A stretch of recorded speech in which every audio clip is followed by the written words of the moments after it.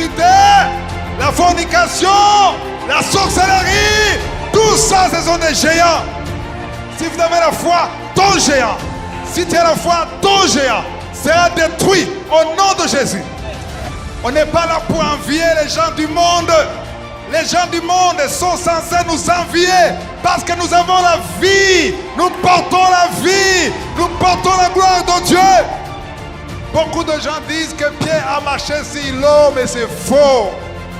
Pierre a marché sur viens.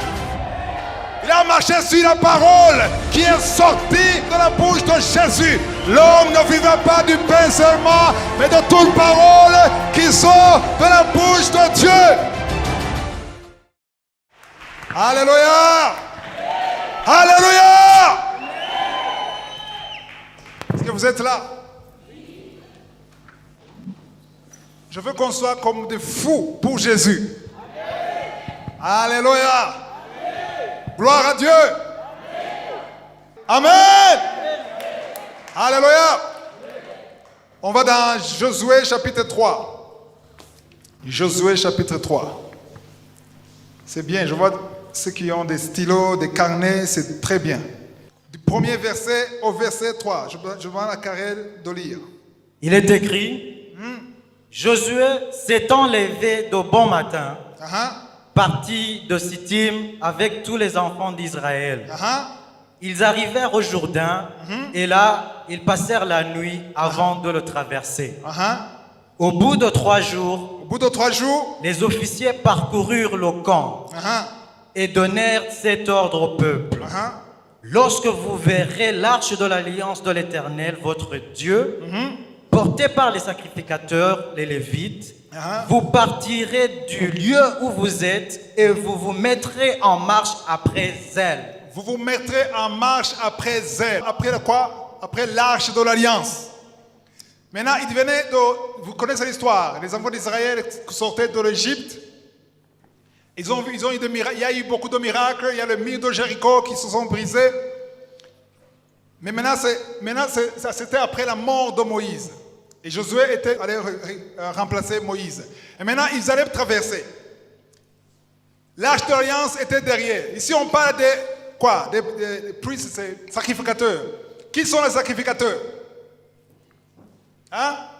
Les sacrificateurs et les Lévites, c'est eux qui portaient l'arche de l'alliance. Amen. D'abord, il faut comprendre que tout ce qui est dans l'Ancien Testament, c'est l'image de ce que nous vivons aujourd'hui dans le Nouveau Testament. Je le répète souvent. Maintenant, on nous parle de Josué. On nous parle des sacrificateurs et des Lévites. Qui sont les Lévites aujourd'hui, ici? Est-ce que je peux voir les sacrificateurs ici? 1, 2, 3, 4, 5, 6, 7. Ok. Les autres se disent, comment est-ce qu'ils osent dire ça? Je ne vois pas des robes. Les sacrificateurs dans le Nouveau Testament, on dit que ceux qui sont nés de nouveau, ceux qui sont enfants de Dieu, ceux qui sont sauvés, ceux qui ont accepté Jésus comme Seigneur et Sauveur. Aujourd'hui, on les appelle comment? 1 Pierre chapitre 2 verset 9. Nous sommes une race sacerdoce royale. Ça veut dire que nous sommes des sacrificateurs et des rois. Donc si tu as accepté Jésus, si tu es sauvé, ça veut dire qu'aujourd'hui tu es sacrificateur, spirituellement parlant. Dans ce passage, partout on dit sacrificateur. Sache que c'est toi qui es sauvé. Si tu n'as pas encore accepté Jésus comme ton Seigneur et ton Sauveur dans ta vie, à la fin de la conférence, je vais te donner cette opportunité. Alléluia. Ici, on parle de Josué. Il s'est levé le matin et il a dit, les sacrificateurs vont porter l'arche et tout le peuple d'Israël. Près de 2 millions, même plus de 2 millions. Ils devaient suivre. Maintenant, nous allons voir qu'il y avait une condition. Le but, c'était de traverser, d'entrer dans la promesse de Dieu. Alors maintenant, il y a une condition. Dites condition. Les enfants de Dieu n'aiment pas les conditions. Mais il y a toujours des conditions. Au verset 5, il y a une condition. Karel, verset 5. Josué dit au peuple, sanctifiez-vous. Sanctifiez-vous. Car demain l'Éternel fera des prodiges au milieu. Alléluia. Josué dit au peuple quoi? Il n'a pas seulement dit, demain, l'Éternel fera des prodiges. Mais il a dit, avant les prodiges, il y a une condition, sanctifiez-vous. On n'est pas habitué de ce mot, sanctification. On n'en parle plus. On veut seulement quoi? Les miracles. On veut qu'on nous parle de la prospérité. Mais la prospérité et la sanctification, ça va ensemble. Il faut la sanctification parce que notre Dieu est un Dieu saint. Quand Ésaïe a vu la présence de Dieu, dans Ésaïe chapitre 6, verset 1, 2, 3, quand il a vu ça, qu'est-ce qu'il a vu? Il a vu le trône de Dieu. Et quand il a vu le trône de Dieu, il a vu de quoi? Les anges. Il a vu les séraphins. Il n'a pas vu 200 séraphins. Il n'a pas pu compter une multitude d'anges, de séraphins. Et chacun regardait son voisin. Qu'est-ce qu'il disait? Saint, Saint, Saint. On répétait Saint, Saint, Saint. Parce que notre Dieu est un Dieu quoi? Notre Dieu est un Dieu. C'est pour ça qu'il faut la sanctification. Quelqu'un m'a dit qu'aujourd'hui, on ne veut pas prêcher de la sanctification. Il y a des églises ou des prédicateurs qui prêchent depuis le 1er janvier jusqu'au 31 décembre sans parler de la sanctification, sans parler de la repentance. Où est-ce que tu veux amener les gens? Parce que la parole de Dieu est claire à propos de la sanctification. Alléluia! La parole de Dieu est claire. On ne va pas lire tous les versets, mais dans Hébreux 12, verset 14, la Bible est claire. La Bible dit, la parole de Dieu dit quoi? Sans la sanctification, tout le monde verra le Seigneur.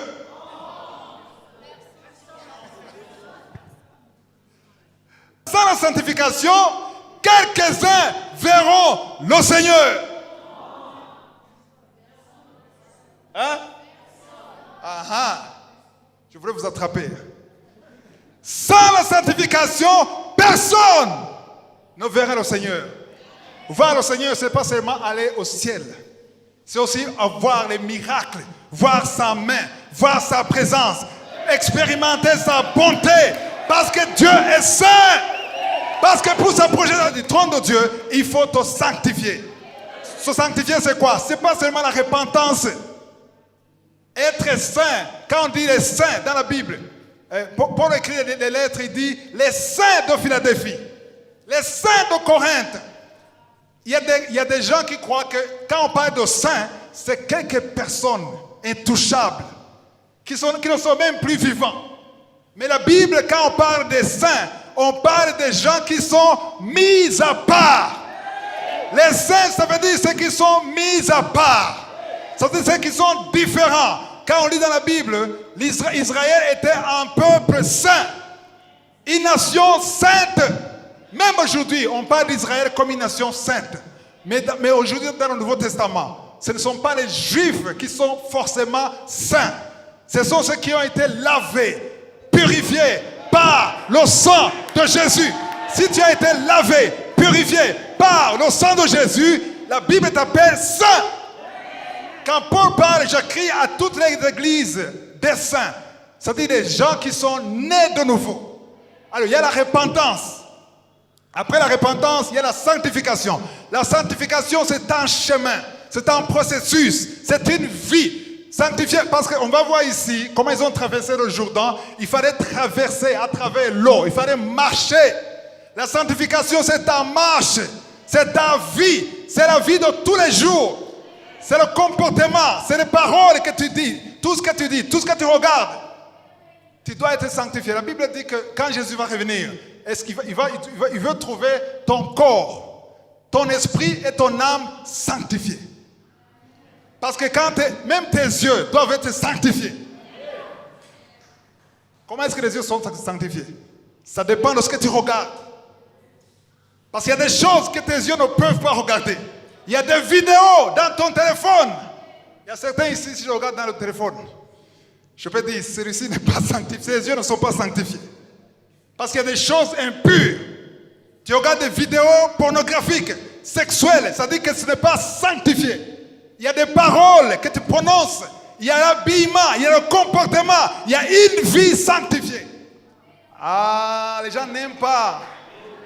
Quand on parle de sanctification, il dit alors va au suivant, tourne la page, je ne tourne pas. On reste ici.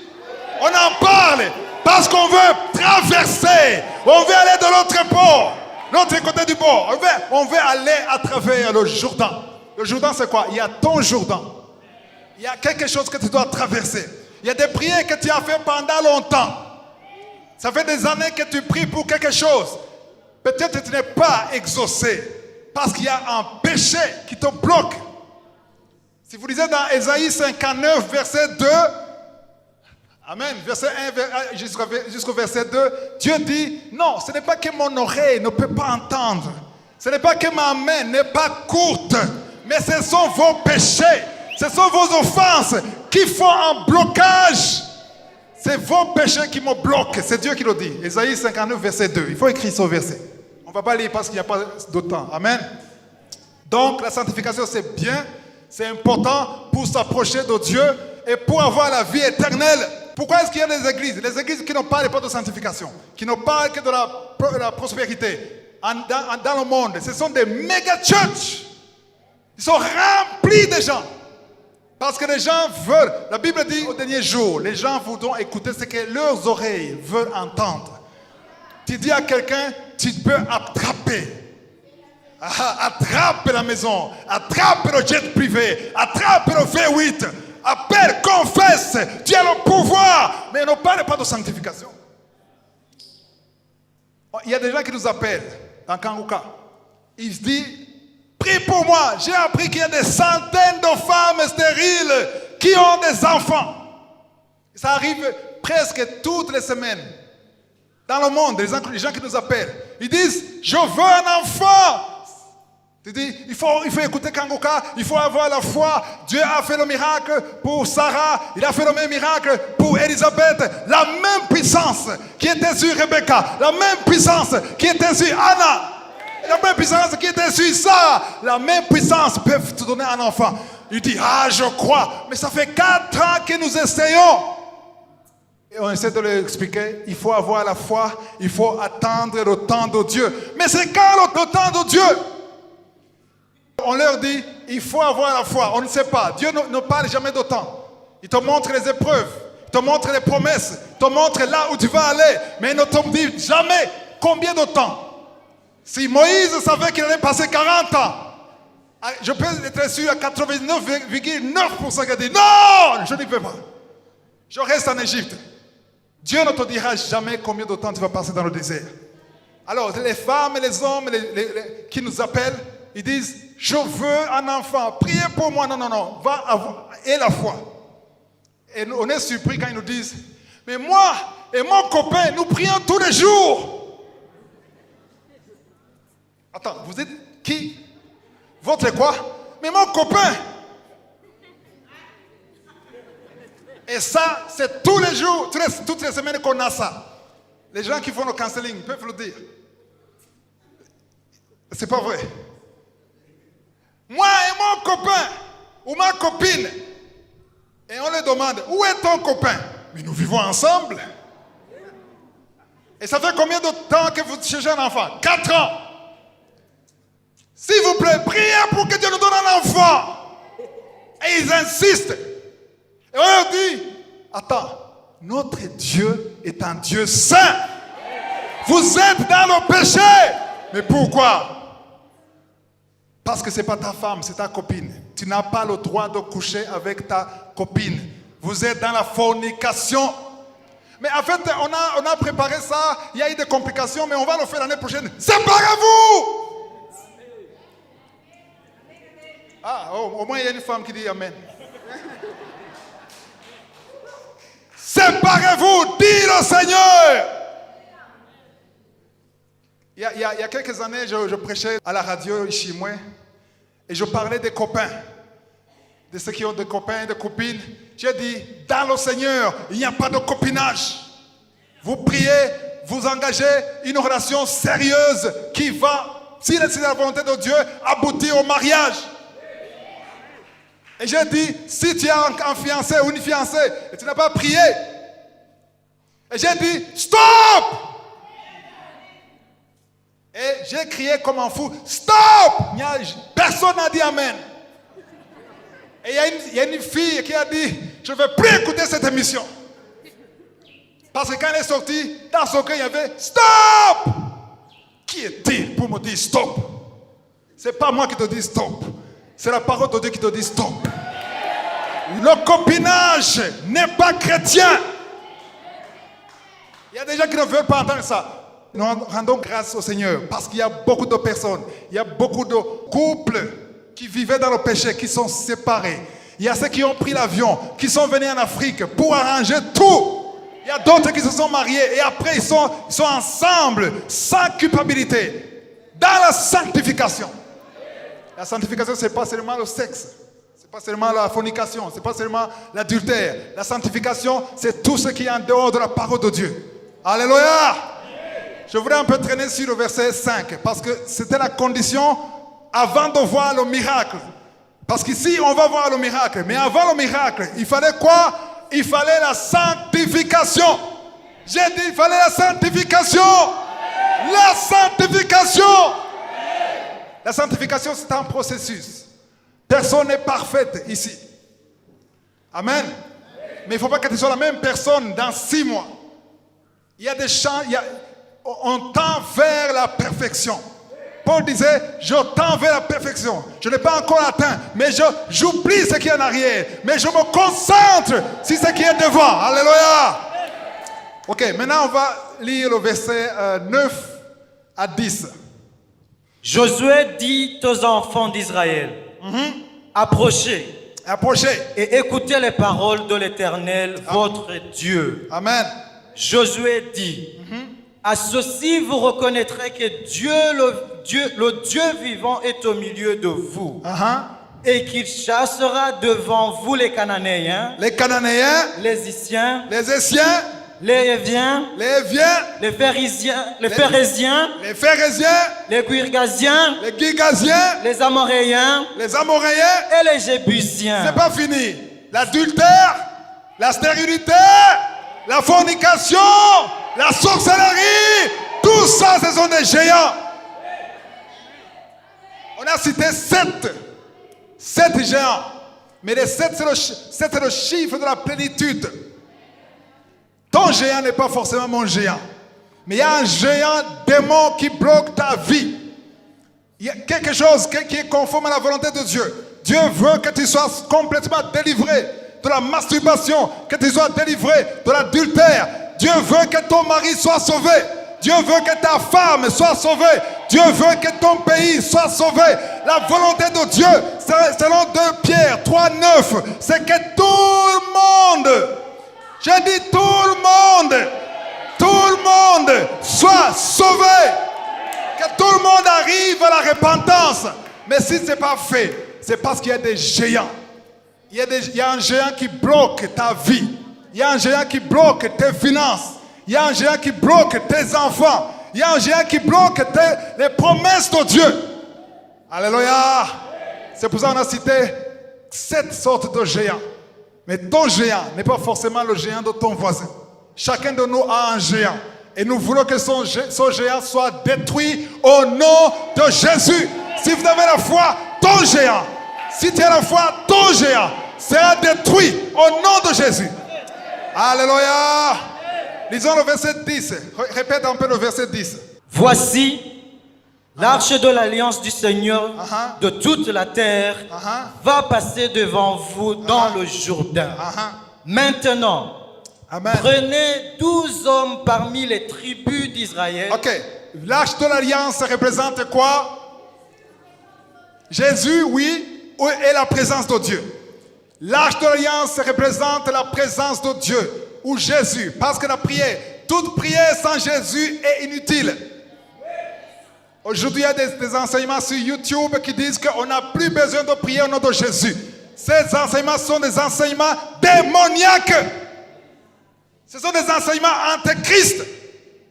Alléluia. Oui, ils disent, nous sommes co-héritiers avec Jésus. Oui, nous sommes co-héritiers avec Jésus. Mais tout genou doit fléchir avec le co-héritier. Ah, ils n'ont pas compris ça. Ils disent, nous sommes égaux. Nous sommes ressuscités. Nous sommes assis avec Jésus à la droite du Père. Mais la même parole dit que tout genou doit fléchir devant le co-héritier et Seigneur Jésus. Personne ne peut prétendre être au même niveau que Jésus. Jésus, qu'est-ce que Jésus a dit? Il a dit, sans moi. Pas moi, Jésus. Sans Jésus. Sans Jésus, vous ne pouvez rien faire. Tu ne peux pas. En fait, la Bible dit tout genou. Alain, quand on dit tout genou, pas seulement sur la terre, au ciel, même les anges, même les démons sous la terre doivent fléchir devant Jésus. Comment peux-tu dire, je n'ai pas besoin de notre Jésus parce que j'ai le pouvoir? Qui t'a donné ce pouvoir? Pose une question. Qu'est-ce que tu as que tu n'as pas reçu? Dis-moi une chose que tu as que tu n'as pas reçu. Et si tu l'as reçu, pourquoi est-ce que tu te comportes comme tu n'as pas reçu? Pourquoi est-ce que tu as l'orgueil? Il n'y a rien que tu as que tu n'as pas reçu. Alléluia. C'est pour ça que si tu veux la victoire, il faut avoir l'arche de l'alliance. Chaque fois que les enfants d'Israël, ils étaient en guerre. Et si par malheur, ils oubliaient l'arche, ils devaient perdre. Mais chaque fois qu'il y avait l'arche, ils avaient quoi? La victoire. Sauf quand ils ne sont pas sanctifiés. S'il y a le péché. S'il y a le péché parmi eux, même l'arche ne fonctionnait pas. C'est pour ça que tu as besoin de Jésus. J'ai dit, tu as besoin de Jésus. Ta vie n'est rien sans Jésus. Tu ne peux rien faire sans Jésus. Amen. C'est pour ça qu'il faut Jésus dans ta vie. Et l'arche de l'alliance devait être devant eux, pas derrière, mais devant. Ça veut dire que Jésus doit passer avant. On va voir que pour traverser le Jourdain, ce sont les sacrificateurs qui devaient marcher avant le peuple. Le peuple était derrière, mais c'était les sacrificateurs. Pourquoi les sacrificateurs? Pourquoi est-ce qu'ils étaient privilégiés? Parce qu'ils portaient l'arche de l'alliance. Si aujourd'hui tu es sauvé, si aujourd'hui tu es repenti, si aujourd'hui tu es appelé enfant de Dieu, tu es la lumière du monde. Tu es la lumière du monde. Tu es le sel du monde. C'est toi qui dois passer en avant. Le problème, c'est qu'aujourd'hui, les enfants de Dieu sauvés sont derrière les incroyants. Sont derrière les païens. Ils veulent que les païens commencent. Mais ce n'est pas eux qui doivent commencer. C'est nous qui devons commencer. Parce que c'est nous qui portons la gloire de Dieu. Nous portons la présence de Dieu. Alléluia. Le verset 14. On va voir comment ils ont traversé. Le peuple sortit de ses tentes pour passer le Jourdain et les sacrificateurs qui portaient l'arche de l'alliance marchèrent devant le peuple. Quand les sacrificateurs qui portaient l'arche furent arrivés au Jourdain, ça c'est quel verset? 15. Et que leurs pieds se furent mouillés au bord de l'eau, le Jourdain regorge par-dessus toutes ses rives tout le temps de la moisson. Lis un peu verset 13 pour mieux comprendre. Et dès que les sacrificateurs qui portent l'arche de l'Éternel, le Seigneur de toute la terre, poseront la plante des pieds dans les eaux du Jourdain, les eaux du Jourdain seront coupées. Les eaux qui descendent d'en haut, et elles s'arrêteront en un monceau. Alléluia! Quand ils ont traversé les autres, le peuple, ils étaient où? Avant, ils étaient dans les tentes. Il faut lire tout le chapitre.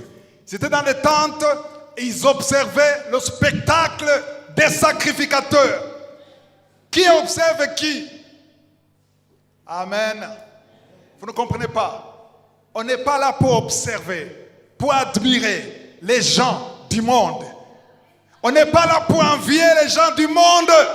Les gens du monde sont censés nous envier parce que nous avons la vie. Nous portons la vie. Nous portons la gloire de Dieu. Le peuple était dans les tentes.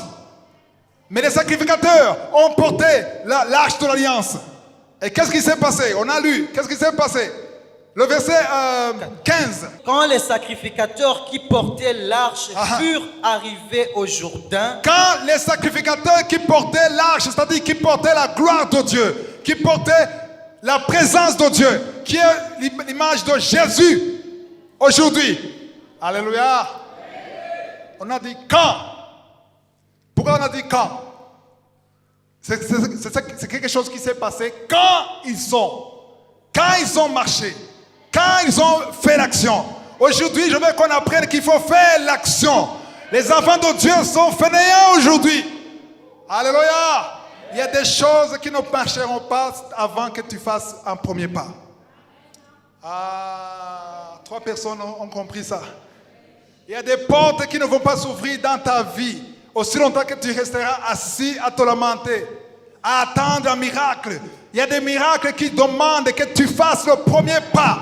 Il y a des miracles qui demandent que tu marches. Dis marche. Dieu veut avancer avec ceux qui marchent. Alléluia. Quand ils ont fait le premier pas, c'est le verset 15. Amen. Quand ceux qui portaient l'arche furent arrivés au Jourdain et que leurs pieds furent quoi? Quoi? Avant c'était quoi? Sec. Aïe aïe aïe. Tous les pieds secs aujourd'hui. Je veux que ce soit mouillé. Les pieds des enfants de Dieu, les pieds des sacrificateurs qui sont secs, il faut que ça soit mouillé. L'eau est l'image de la parole. Alléluia. Quand leurs pieds, pas les pieds de n'importe qui, pas les pieds de quoi? Pas les pieds du peuple, mais quand leurs pieds se furent mouillés, le titre, vous le connaissez, mets ton pied dedans. Dedans où? Dans l'eau. Alléluia. Il y a quelque chose qui te bloque. C'est quoi? C'est l'eau qui bloque. Mais il y a quelque chose que tu dois faire. Ton pied doit bouger. Bouge un peu ton pied. Bouge.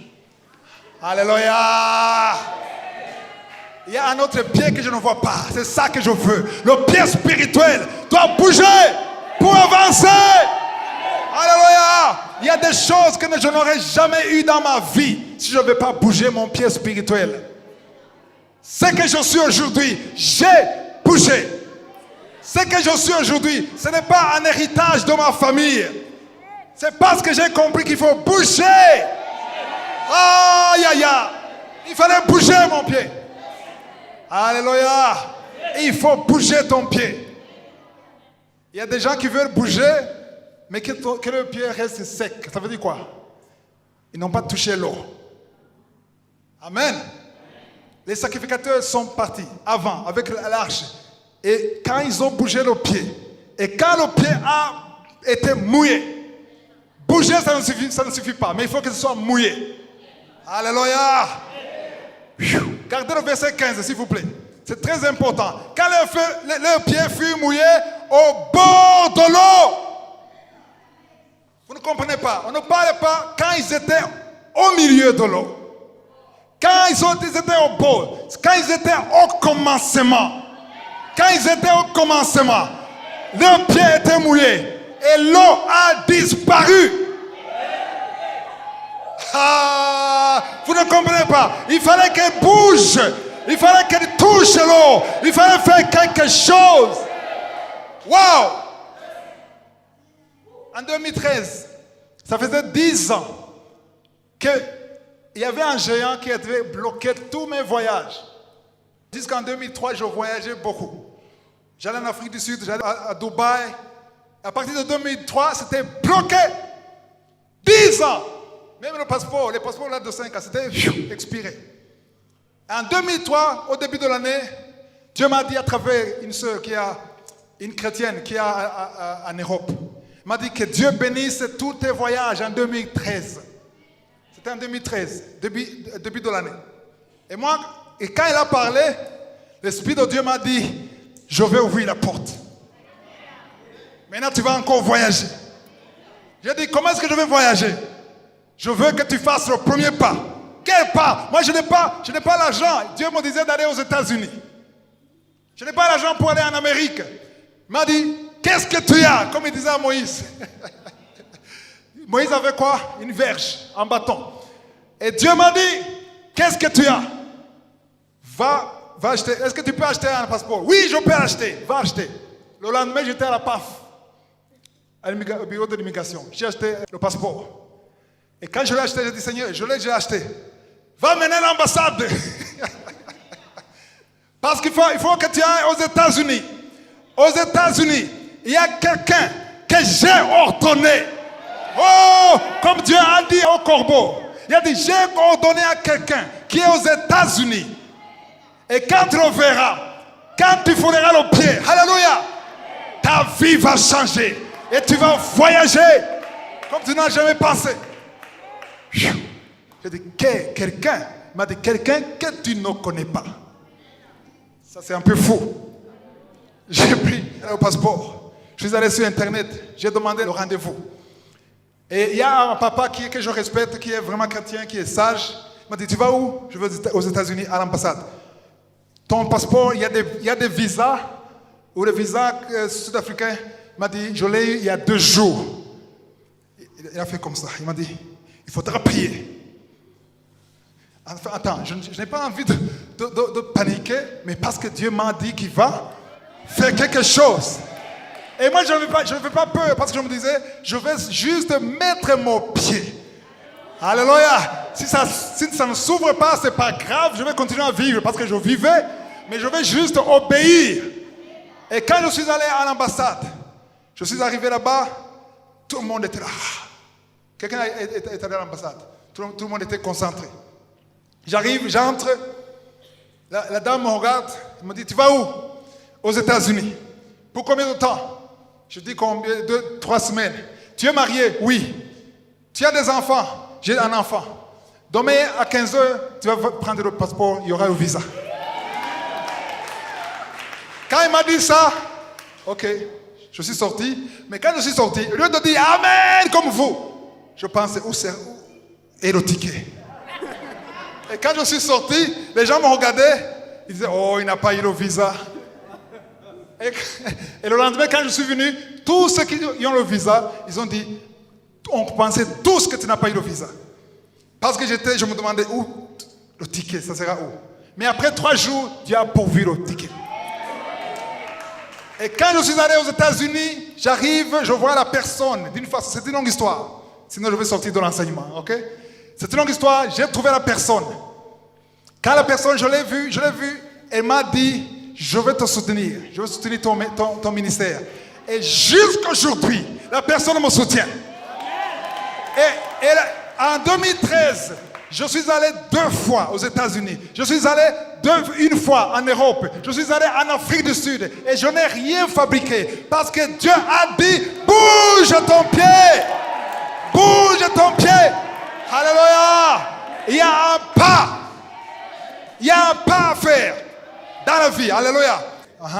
Les eaux qui descendent d'en haut s'arrêtèrent et s'élevèrent en un monceau à une très grande distance près de la ville d'Adam qui est à côté de Tsartan.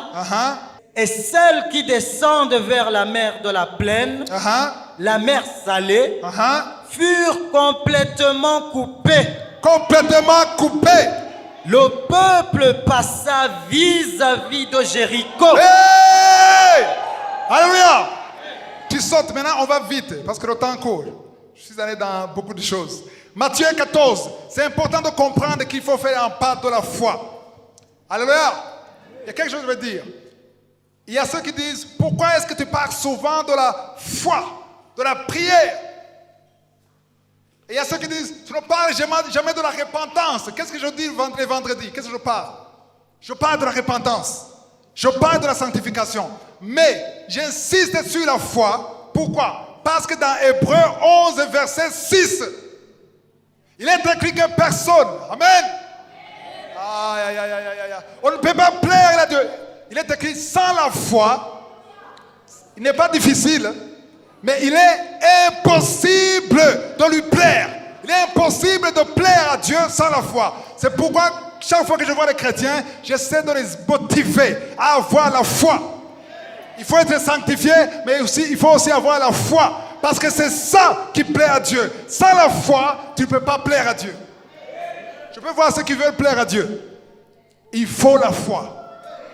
J'ai dit il faut la foi. Et la foi vient de quoi? De ce qu'on entend. C'est pour ça qu'il faut qu'on prêche tous les jours pour que les enfants de Dieu aient la foi. C'est pour ça que je vous partage les témoignages. Il y a ceux qui entendent des témoignages comme ça, ils disent ah, ça c'est l'orgueil. C'est pas l'orgueil. Si tu dis que c'est l'orgueil, c'est de la jalousie. La jalousie, c'est un esprit qui doit être brisé au nom de Jésus. On le fait pour la gloire de Dieu. Matthieu 14, versets 22 à 26. Faisons vite. Aussitôt après, il obligea les disciples à monter. Continue, c'est Jésus. Il obligea les disciples à monter dans la barque et à passer avant lui de l'autre côté pendant qu'il renverrait la foule.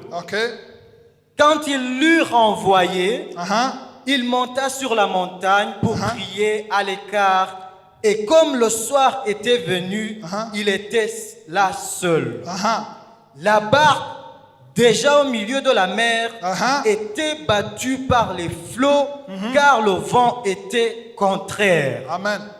À la 4e veille de la nuit, Jésus alla vers eux, marchant sur la mer. Quand les disciples le virent marcher sur la mer, ils furent tremblés et dirent, c'est un fantôme. Et dans leur frayeur, ils poussèrent des cris. Wow. Dans leur frayeur, ils poussaient des cris. Le vent était à l'encontre, était dans le sens contraire. C'est pour ça que j'ai dit Amen. Normalement, ce n'est pas un endroit pour dire Amen. Alléluia.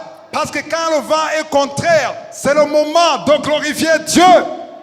Il y a des épreuves qui sont là pour glorifier Dieu. Et ils ont poussé des cris. Ils ont dit, nous souffrons, nous mourrons. C'est fini. Il y a des gens ici qui sont calmes, mais ils sont en train de crier à l'intérieur. Il y a des cris de peur, de panique. Amen. Le verset 26. Mais qu'est-ce que, quand tu cries, tu sais le message de Jésus. Tu veux savoir ce que Jésus dit. Au verset 27, qu'est-ce qu'il dit, Carré? Verset 27. Jésus leur dit aussitôt.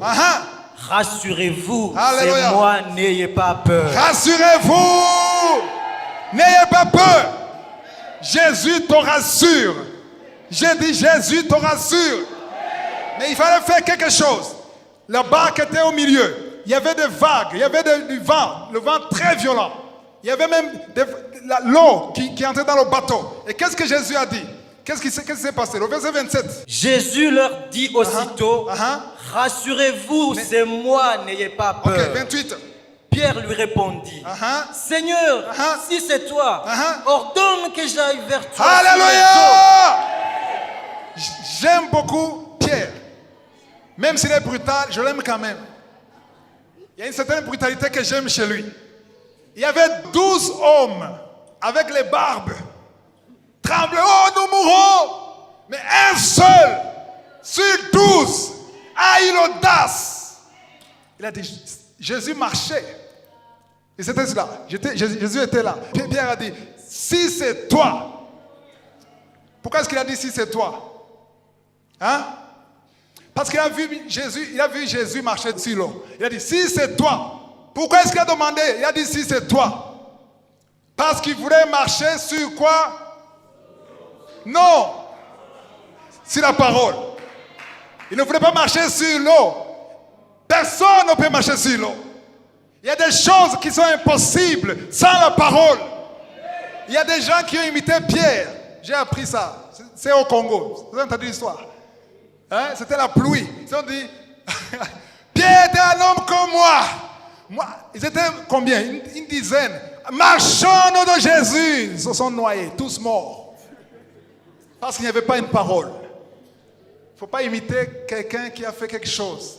Il faut d'abord entendre la parole. Il y a ce qu'on appelle logos. Logos, c'est la parole qui est dans la Bible. Il y a le rhéma.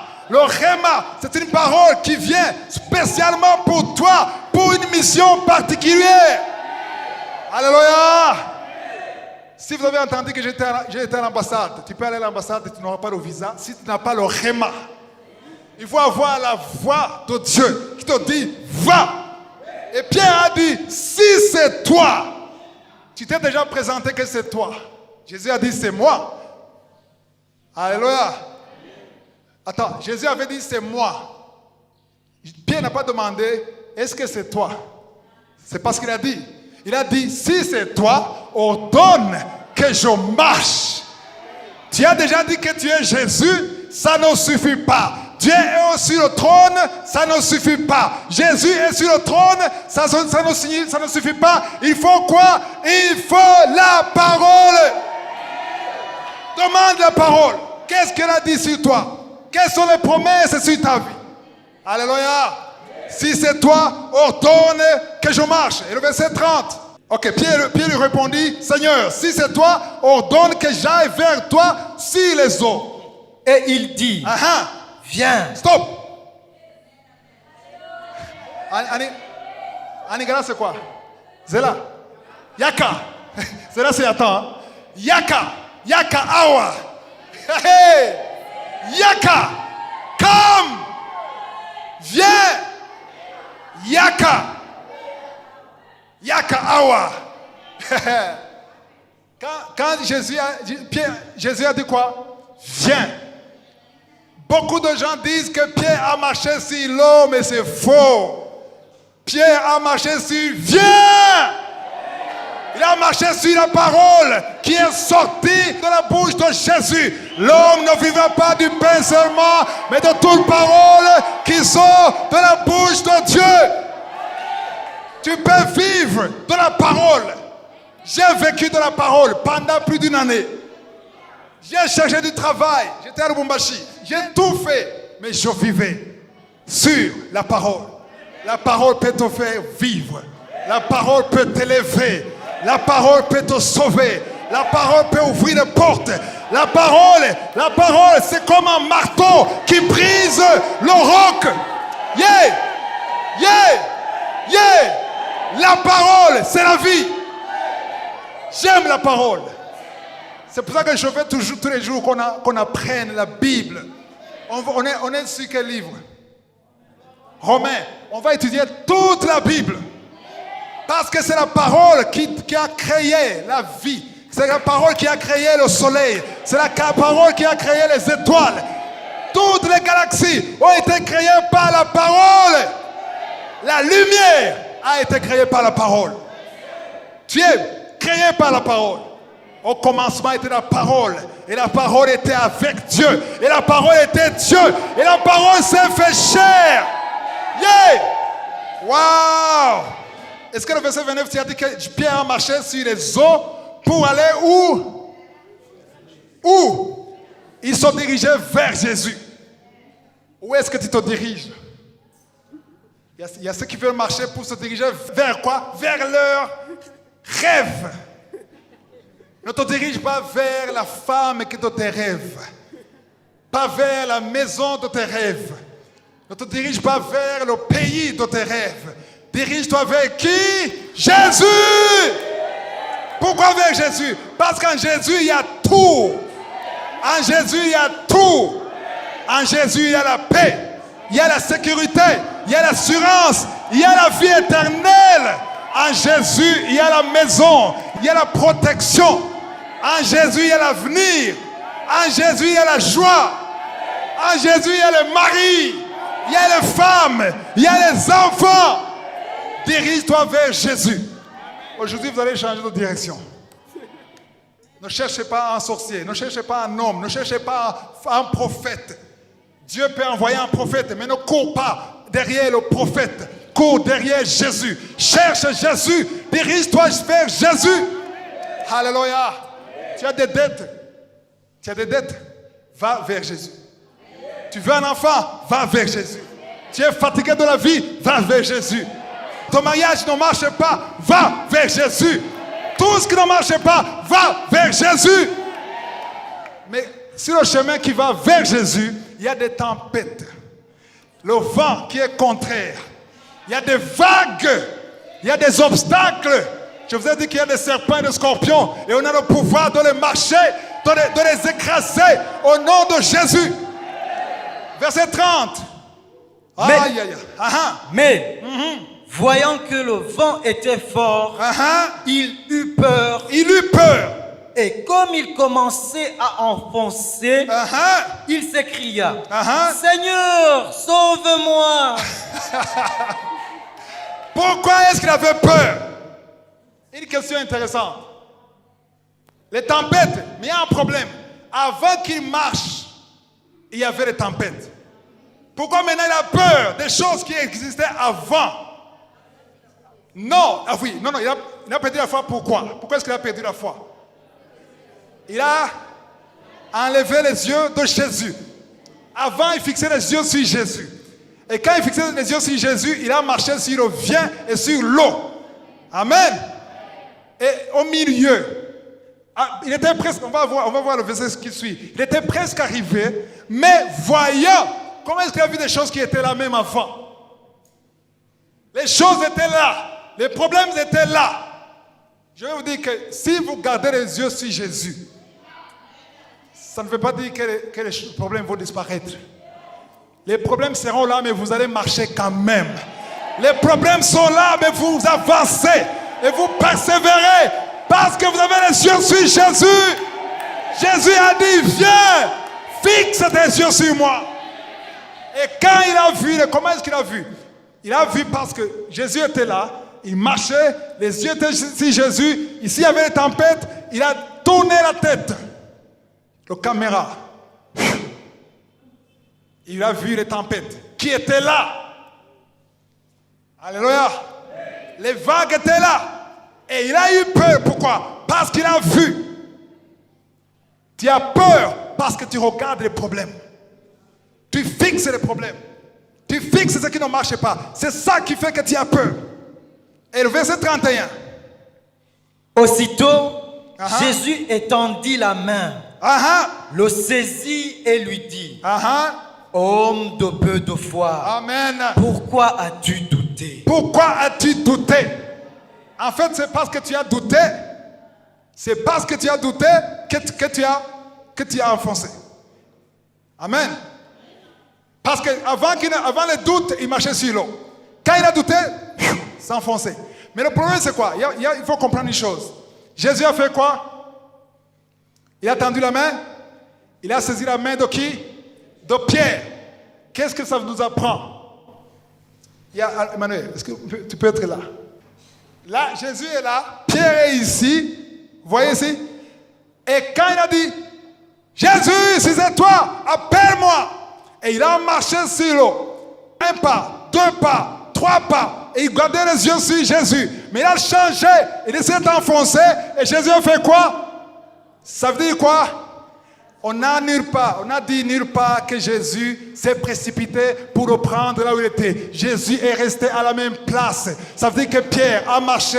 Il était dans la zone d'opération, la zone de miracle. Il y a un champ de miracle. Peut-être tu es encore ici, mais il faudra marcher. Continue de marcher.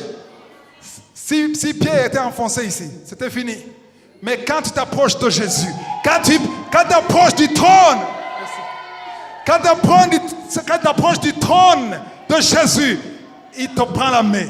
Il te prend la main et il saisit la main. Tu ne t'enfonces pas parce que tu es dans le champ d'opération, le champ de miracle. C'est pour ça que je prie tous les jours. Parce que je vais rester dans la zone d'opération. Dans le foot, on surface de réparation. Alléluia. Il y a le champ d'opération. Reste là. Mais pour être là, il faut marcher. Pierre a fait le premier pas. Et Jésus l'a saisi. Enfin, il était content. Allez, mon fils, marche. Oh, pourquoi est-ce que tu as eu peur?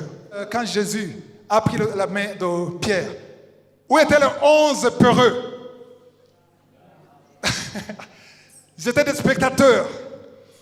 Il y a beaucoup de chrétiens qui sont spectateurs. Ne soyez pas des spectateurs. Soyez des acteurs.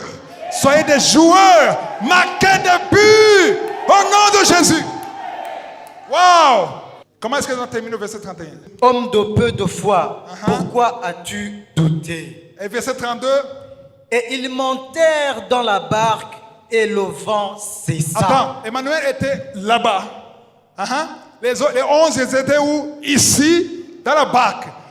Comment est-ce que Jésus a quitté là-bas avec Pierre jusqu'à la barque? Comment est-ce qu'ils ont volé? Ils ont fait quoi? Donc Pierre a marché. Est-ce que Pierre était sur le dos de Jésus? Il a marché avec Jésus parce qu'il était avec lui, la main dans la main. Le miracle était encore possible. Si tu es la main dans la main avec Jésus, rien n'est impossible. Aïe, aïe, aïe. J'imagine les autres qui étaient là. Encore. Ils marchent encore sur l'eau. Et quand ils sont arrivés, tous avaient honte. Nous, les hommes avec les barbes. Et le verset 33. Ceux qui étaient dans la barque. Les 11.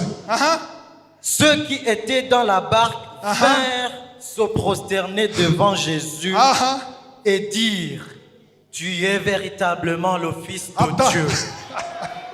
J'aime beaucoup ce passage. Est-ce que vous comprenez le scénario? Ils étaient tous les deux là-bas et les 11 étaient là. Oh, Jésus, on peut comprendre. Même Pierre marche. Et imaginez pendant qu'il marchait. Ils étaient là, ils les attendaient, ils arrivent. Et quand ils marchaient, d'abord le vent. Alléluia. Quand Jésus marche, le vent fait quoi? Cesse! Cesse! Il y a un vent qui souffle dans ta vie, mais quand Jésus va pénétrer ta vie, quand il va entrer dans ta vie, le vent va cesser. Alléluia. Peut-être ça ne va pas cesser le premier jour, peut-être. Mais sois sûr que ta main est dans la main de Jésus. Sois sûr que tu es sanctifié, parce que Jésus est saint. Alléluia. Ils ont marché, tous les deux, et ils sont arrivés dans la barque. Les 11 ont dit: oh, tu es le Fils de Dieu. Et ils ont fait quoi? Ils se sont prosternés. En fait, je crois que 11 se sont prosternés. Mais Pierre disait: vous êtes des petits, vous êtes des petits. Moi, je marche avec lui. Vous vous attendez. Vous êtes des spectateurs. Ne soyez pas des spectateurs. Alléluia. Triomphe avec Jésus. Marche dans la gloire avec Jésus. Alléluia. Tu es le Fils de Dieu. Ils l'ont compris, mais Pierre l'avait compris avant. Alléluia. Quand tu comprends que c'est le Fils de Dieu, quand tu comprends qu'il a tout le pouvoir, la force et la gloire, toute la force, toute la puissance est dans sa main, tu n'as pas à douter. Tu n'as pas d'argent, tu es fauché, mais lui, il est riche. Tu n'as pas de mari, mais lui, il a tous les hommes. Tu n'as pas de maison, la terre et tout ce qu'elle renferme lui appartient. Tu n'as pas d'enfant, lui, il a tous les enfants de l'univers. Ceux qui sont nés, ceux qui ne sont pas encore nés, lui appartiennent. Quand tu sais qui il est, tu marches. Tout ce qu'il te faut, dis-lui: appelle-moi. Alléluia. Il faut que tu saches tes promesses et tu vas marcher avec lui. Moi, je m'imagine les 11 qui se courbaient. Essayez de vous imaginer Judas, lui aussi s'est courbé.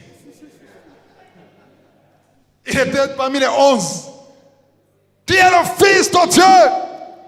On ne dit pas tout ici. Je suis sûr que Pierre a dit: je vous avais dit. Je vous avais dit.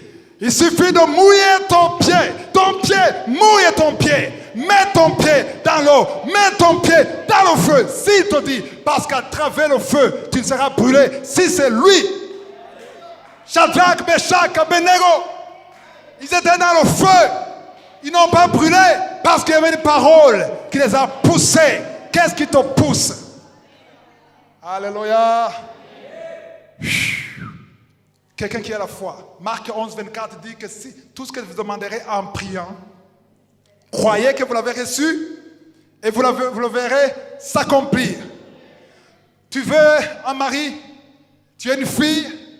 Est-ce que tu as prié pour le mariage? Est-ce que tu as compris que c'est la volonté de Dieu que tu sois marié?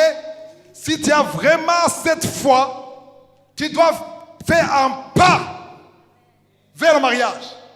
Je ne te demande pas d'aller draguer un homme. Je te demande de te préparer comme quelqu'un qui a une parole. Quelqu'un qui a une promesse. Prépare-toi. Prépare-toi. Mets de côté. Épargne. Achète des choses. Il y a des filles qui sont mariées, qui sont fiancées plutôt. Et elles se préparent. Je ne sais pas, en Europe, je ne sais pas si on fait ça, mais en Afrique. Et je sais, au Burundi, les filles se préparent. Ils achètent quoi? Des assiettes. Quoi? Les draps. Quoi d'autre? Les pagnes. Quoi d'autre? Les filles. Il n'y a pas de filles ici. Vous avez acheté quoi? Le trousseau. Mais quand est-ce qu'on achète le trousseau normalement? En temps normal. On achète le trousseau, on achète les pagnes, les assiettes, les fourchettes, les quoi? Parce qu'on a un fiancé. Et ça, même les païens le font. Vous n'êtes pas différentes des païennes. Parce que nous ne marchons pas par la vue. Ceux qui ont cru, nous marchons par la foi. Si tu as prié, tu te comportes. Alléluia. Tu sais que ton Dieu, il parle, il dit, et la chose arrive. Il ordonne, elle existe. Tu dois appeler les choses. Il peut appeler les choses qui n'existent pas comme si elles existaient. Tu fais un pas. Tu prépares. Dans Kanguka, la première femme qui a eu un enfant, qu'est-ce qu'elle a fait? Elle a écouté l'enseignement. C'était en 2016. David contre Goliath. Elle a eu la foi. Ça faisait 6 ans qu'elle n'avait pas d'enfant. Même pas une fausse couche. Elle a acheté les draps. Elle a acheté le berceau. Elle a parlé à son mari. Ils ont écouté l'enseignement. Elle a préparé une chambre pour le bébé. Elle a acheté tout, la valise bébé. Tout. Pendant une année, elle allait prier dans la chambre du bébé. Elle prenait les habits du bébé qui n'existaient pas. À moins d'une année, elle a conçu. Parce qu'elle s'est préparée. Elle a fait le premier pas. Amen. Tu fais du travail. Tu dors jusqu'à 10 heures. Tu n'es pas préparé. Tu n'es pas préparé. Lève-toi comme quelqu'un qui va au travail. Et sors. Il y a des gens qui veulent des volontaires. Dis-lui, je veux du travail. On n'a pas l'argent pour te payer. Je n'ai pas dit que je veux l'argent. Je veux le travail. Travaille. Prépare-toi. Pense. Alléluia. Il y a des gens qui me disent, ils préparent même les témoignages avant le miracle. Ils préparent comment ils vont témoigner. Parce qu'ils veulent faire le premier pas. Dieu est touché quand quelqu'un montre la foi. Ça veut dire que tu lui fais confiance. Alléluia. Dans tout ce que je dis, n'oublie pas qu'il faut d'abord être sanctifié. Ça, c'est la première chose qu'il faut retenir. La deuxième chose, il faut être près du trône. Il faut être dans la zone de miracle, la zone d'opération, pour que Jésus saisisse ta main. Alléluia! Wow! Vos pieds sont secs ou mouillés? Mouillés! Que Dieu vous bénisse. Alléluia! Ça, c'est le premier repas. C'est la fin du premier enseignement. Et ne sortez pas, s'il vous plaît. Alléluia! Si vous voulez un deuxième repas, encore plus chaud que celui-ci, restez. Que Jésus vous bénisse. Si vous voulez recevoir l'émission Kangoka tous les jours à 4h du matin, l'heure de votre pays, téléchargez l'application en passant par Google Play ou App Store. Vous aurez également les témoignages et la prière de samedi et les enseignements les dimanches toutes les 2 semaines.